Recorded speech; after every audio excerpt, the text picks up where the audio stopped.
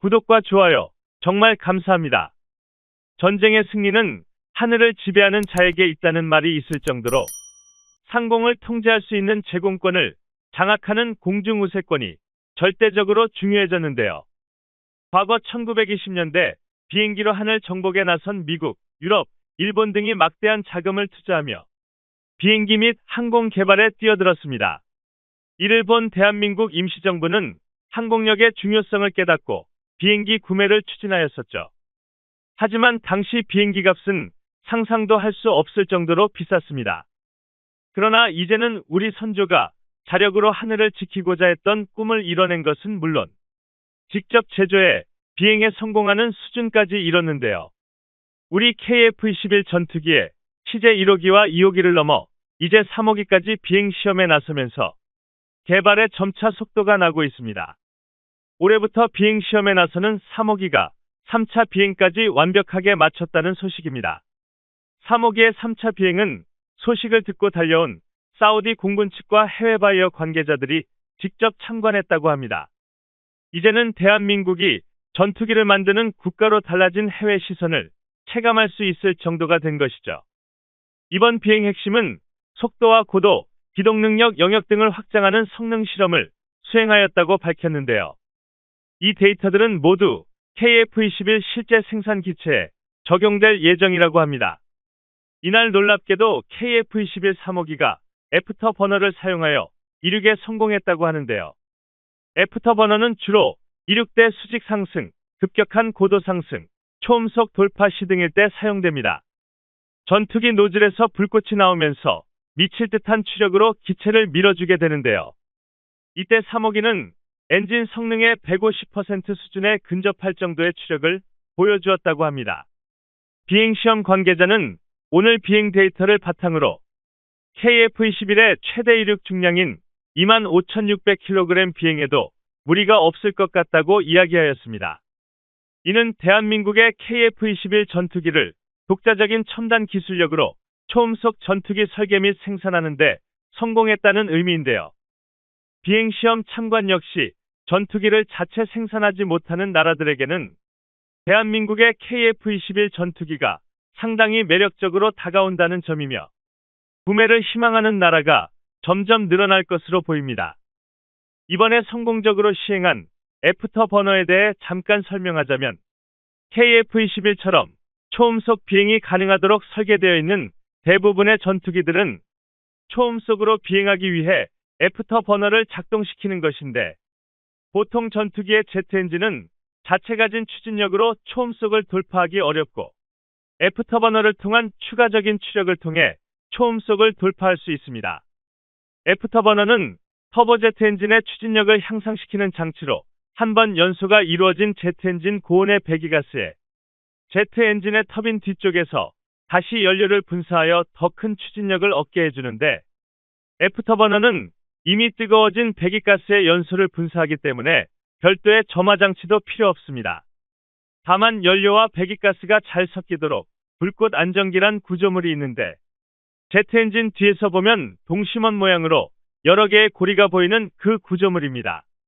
이것이 와류를 만들어 배기가스를 일부러 흐트러뜨려서 연료와 잘 섞이게 해줍니다. 이러한 형식으로 애프터버너를 사용하면 매우 큰 소음이 발생하는데 대형 여객기와 비교해서 상대적으로 소형인 제트 전투기가 이륙 시에 더 시끄러운 것도 이 때문이죠.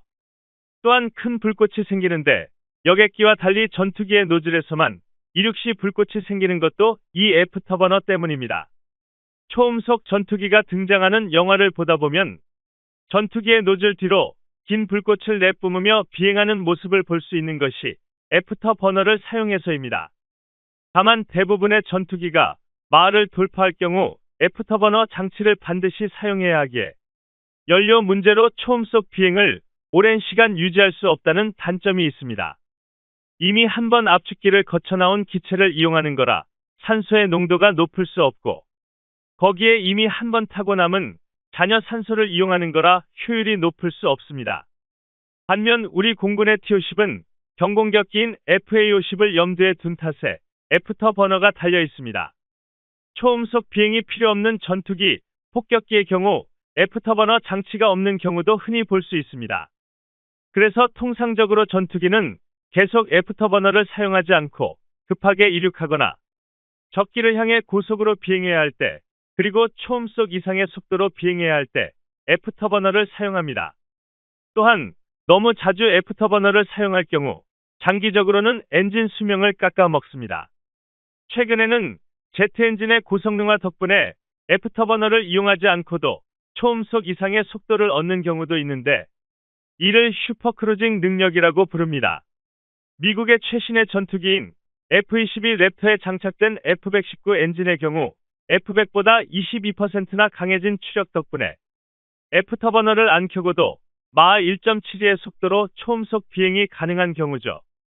물론 시간이 지나고 제트 엔진의 고성능화와 비행기 기체의 최첨단 설계로 가까운 미래에는 애프터버너 없이도 초음속이 가능한 비행이 가능하게 될 것입니다. 우리 개발진들도 이를 목표로 현재 연구 및 국산 엔진을 개발 중에 있는 걸로 알려지고 있죠. 이처럼 전투기 엔진 개발 및 부품 국산화를 이미 진행 중이기 때문에 2030년에 양산될 KF-21에는 미국산 엔진을 사용하지 않아도 되는 환경일 것입니다. 하나 에어로스페이스에 따르면 KF-21에 들어갈 한국이 독자 개발한 APU 엔진이 현재 KF-21에 탑재돼 비행 시험을 하고 있는 것으로 전해집니다. 또한 스텔스 무인 전투기에 탑재될 5,500파운드급 엔진을 목표로 개발이 진행 중에 있습니다. 이를 바탕으로 무인 전투기에 사용할 5,500파운드급 저출력 터보팬 엔진을 개발하겠다고 밝혔는데요.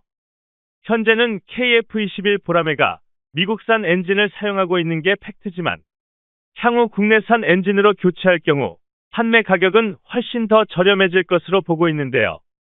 KF-21 전투기의 초기 형태인 블록 1과 전투 성능을 비교했을 때 KF-21 전투기보다 비교적 구형 기체로 알려진 유럽의 차세대 나팔 전투기가 경쟁자로 꼽히는데요. 하지만 앞으로 추가로 이어질 KF-21의 비행 및 엔진 테스트들만 온전히 잘 마친다면 K방사는 전투기 시장에서 나팔과 F-35를 상대로 우위를 점할 수 있게 될 것입니다. 또한 KF-21 블록 1과 블록 2, 블록 3 개발로 점진적 업그레이드도 가능하기에 전 세계의 눈도장을 찍을 겁니다. 이제 대한민국도 위대한 발걸음에 첫 발을 디뎠다고 볼 수 있는데요. 차세대 한국형 전투기인 KF-21의 주요 핵심 부품의 국산화를 응원하겠습니다. 여러분들의 생각은 어떠신가요? 댓글로 남겨주세요. 오늘 영상은 여기까지입니다. 끝까지 시청해주셔서 감사합니다.